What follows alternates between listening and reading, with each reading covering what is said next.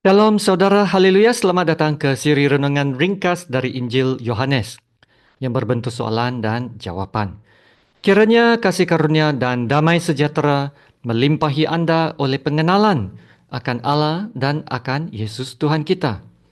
Ya saudara, kita berada di bab yang terakhir dalam Injil Yohanes ini, yaitu bab yang ke-21.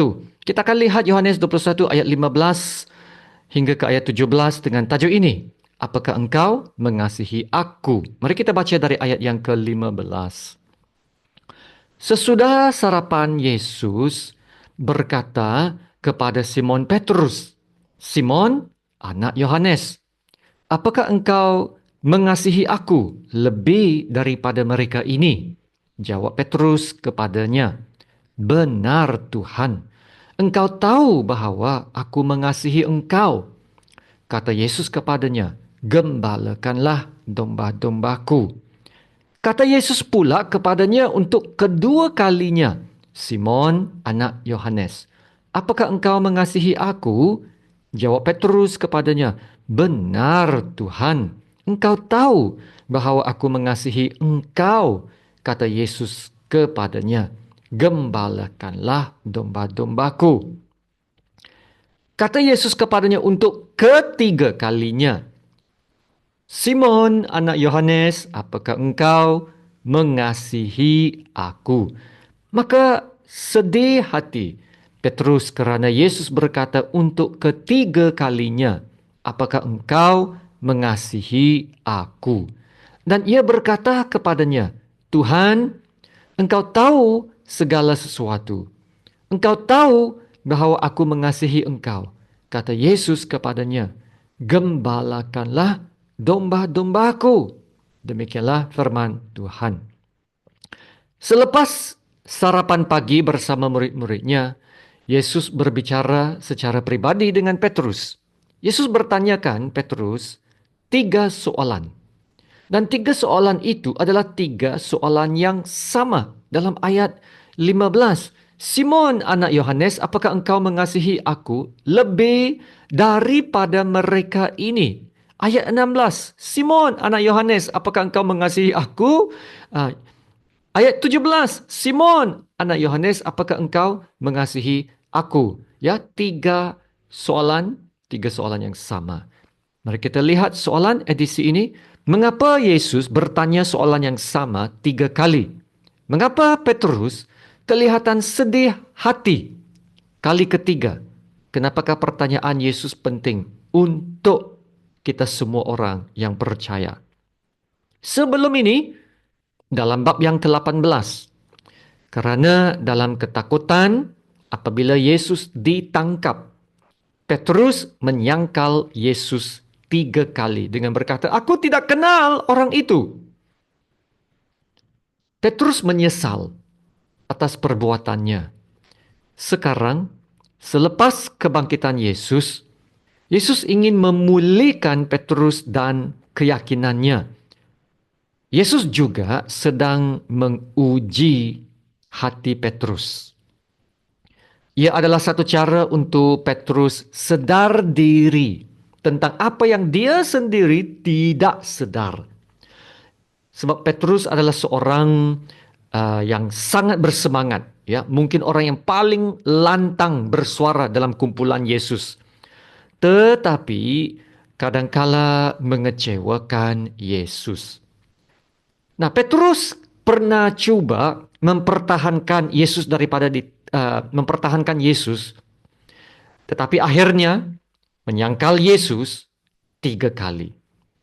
Maka apabila di soal kali ketiga, "Apakah engkau mengasihi aku?" Petrus sedih hati kerana dia telah sedar diri. Dia sedar. Dia juga telah sedar bahawa kasih adalah penting dalam perhubungan dengan Yesus, ya, kasih. Sekiranya Petrus benar-benar mengasihi Yesus, dia tidak akan menyangkal Yesus lagi. Jadi saudara, Pertanyaan Yesus, apakah engkau mengasihi aku, juga penting untuk semua orang percaya. Perhubungan kita dengan Tuhan harus didasari kasih yang pribadi dengan Tuhan. Ya, bukannya betapa hebat atau bersemangatnya kita dalam pelayanan atau pekerjaan Tuhan. Semuanya ini dapat dilakukan oleh orang-orang yang beragama juga sama. Namun, orang-orang yang kuat beragama tidak semestinya memiliki pengetahuan yang benar tentang Tuhan dan perhubungan yang pribadi dengan Tuhan. Ya, perhubungan yang pribadi dengan Tuhan. Mungkin tidak ada di sana. Mereka aktif dari luaran, tetapi usaha luaran mereka tidak seimbang dengan usaha menumbuhkan iman dan hati yang lebih dalam untuk mengenal Tuhan, untuk lebih merindukan Tuhan, dan untuk melakukan kehendak Tuhan. Kita boleh melakukan aktiviti-aktiviti agama, tetapi tidak semestinya melakukan kehendak Tuhan. Kalau kita tidak benar-benar mematuhi dan mentaati kehendak dan perintah Allah. Amin. Orang boleh mengerjakan keagamaannya hanya sebagai suatu kewajiban, tetapi hatinya jauh dari Tuhan. Hatinya jauh dari Tuhan. Ya saudara, perhubungan dengan Tuhan harus bermula dengan kasih. Itulah juga hukum yang terutama kan? Hukum yang terutama yaitu kasih. Satu hukum ini, kasih ya, menyimpulkan semua hukum-hukum yang tercatat dalam Alkitab. Yaitu, kalau kita dapat lakukan satu hukum ini, yaitu kasih, kita dapat juga melakukan semua hukum-hukum Allah. Amin. Nah, lihat petikan ini dalam 1 Yohanes bab 2 ayat 3 sampai 5. Tapi saya akan baca ayat 3 dahulu ya. Dan inilah tandanya bahwa kita mengenal Allah. Ya saudara, kita boleh mengenal Allah. Itulah yang terpenting dalam ibadah kita. Mengenal Allah. Jadi apa buktinya kita mengenal Allah? Yaitu jikalau kita menuruti perintah-perintahnya, ya, menuruti perintah-perintahnya. Dan sambung lagi ayat yang keempat berkata begini, barang siapa berkata, aku mengenal dia, tetapi tidak menuruti perintahnya, ia adalah seorang pendusta, pembohong, ya, dan di dalamnya tidak ada kebenaran. Nah, inilah orang yang beragama, tapi hatinya jauh dari Tuhan. Orang yang tidak menuruti perintahnya. Ayat yang terakhir, ayat 5. Tetapi barang siapa menuruti firman-Nya, di dalam orang itu sungguh sudah sempurna. Haleluya. Sempurna apa? Sudah sempurna kasih Allah. Dengan itulah kita ketahui bahwa kita ada di dalam Yesus, ada di dalam Dia. Amin. Jadi saudara, kalau kita mengasihi Allah, kita akan menuruti firman-Nya. Kasih adalah penggenapan kepada seluruh hukum Allah. Maka saudara, hukum kasih adalah hukum yang harus kita usahakan. Dan kita mengusahakan itu dengan terus-menerus mencari dahulu kerajaan Allah dan kebenarannya. Ya, begitu juga dengan perhubungan sesama sendiri, sesama manusia.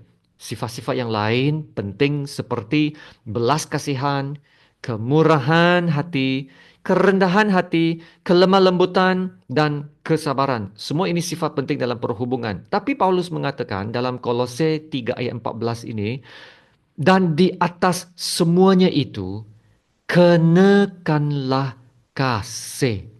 Kenapa mula dengan kasih? Sebab kasih adalah pengikat yang mempersatukan dan menyempurnakan.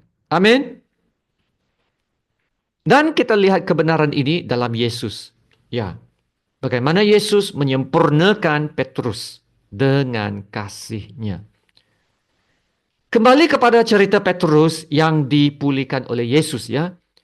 Kesalahan seseorang tidak seharusnya dihakimi sehingga dia tidak boleh dikembalikan kepada pelayanannya.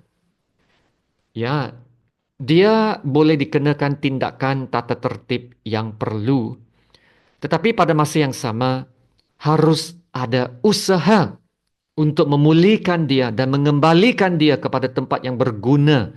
Ya, bukan mengetepikan dan membiarkan dia saja. Amin. Ya, Yesus mengasihi Petrus dan memulihkannya. Yesus tidak membiarkan Petrus sendirian. Akhirnya, selepas pemulihannya, Petrus menjadi seorang murid yang lebih matang dan mantap. Petrus melakukan pelayanannya dengan lebih luar biasa dari sebelumnya. Luar biasa, saudara. Tuhan telah memakai jiwa yang dipulihkan ini, yaitu Petrus, untuk memberitakan kebenaran, supaya lebih ramai jiwa-jiwa lagi dapat diselamatkan. Inilah kuasa kasih, the power of love. Ya saudara, inilah yang Yesus dapat lakukan. Apabila kita telah jatuh dalam dosa atau sesuatu kesalahan, janganlah terus tinggal dalam dosa kesalahan itu. Ya, kembalilah kepada Tuhan seperti mana perumpamaan anak yang hilang itu kembali kepada bapaknya selepas anaknya bertaubat. Inilah perumpamaan anak yang hilang itu. Dan bapak yang telah melihat dari jauh lari kepada anaknya dan merangkul dan mencium anaknya yang telah kembali. Ya saudara, begitulah juga caranya Tuhan akan menerima kita kembali kepadanya. Kasih Allah, itulah kasih Allah. Dan kasih Allah dan belas kasihannya cukup. Cukup untuk mengampunkan segala dosa kita. Dan memulihkan kita. Serta mengubah hidup kita. Supaya kita juga boleh mengasihi orang lain yang belum mengenal kasih Allah. Amin. Tuhan selamatkan kita karena mengasihi kita. Dan demikianlah kita harus menghidupi perhubungan kita dengan Tuhan atas dasar kasih. Amin. Haleluya. Terima kasih Tuhan Yesus. Mari kita berdoa. Bapa kami yang di surga, hati kami rindu menyembah-Mu, lebih rindu mendekati-Mu, mengasihi-Mu. Kami ingin melihat nama Bapa dimuliakan, ditinggikan dan diagungkan. Terima kasih Bapa untuk firman-Mu. Terima kasih Bapa untuk kasih-Mu. Kasih-Mu yang telah menyelamatkan kami, memulihkan kami. Kasih-Mu yang sangat sabar dengan kami. Kasih-Mu yang tak bersyarat, mengatasi langit yang tak berkesudahan dan yang baru setiap pagi. Seperti mana Allah Bapa, Engkau yang pertama-tama mengasihi kami, Alkitab mengatakan, kami juga dapat mengasihi. Haleluya. Dan sekiranya kami dapat mengasihi, kami juga dapat mentaati perintah-Mu. Ya Bapa, inilah yang harus jadi hidup kami yang telah lahir kembali dalam Yesus. Hidup dalam kasih yang mentaati perintah Allah dan melakukan kehendak Allah. Inilah kebenaran yang harus kami simpan dalam hati kami, supaya kami tidak berdosa terhadap Engkau, Bapa. Ya Bapa, kiranya kebenaran tentang kasih Allah akan menyentuh lebih ramai pendengar. Dan kami diperbaharui sekali lagi. Inilah doa kami ya Bapa. Kami akan mau berdoa dan mau lebih mengenal Allah yang benar. Tolong kami ya Bapa. Haleluya, terima kasih Tuhan Bapa. Dalam nama Tuhan Yesus yang termulia kami berdoa dan ucap syukur. Amin. Sama-sama kita menerima berkat Tuhan. Tuhan memberkati engkau dan melindungi engkau. Tuhan menyinari engkau dengan wajah-Nya dan memberi engkau kasih karunia. Tuhan menghadapkan wajah-Nya kepadamu dan memberi engkau damai sejahtera. Amin.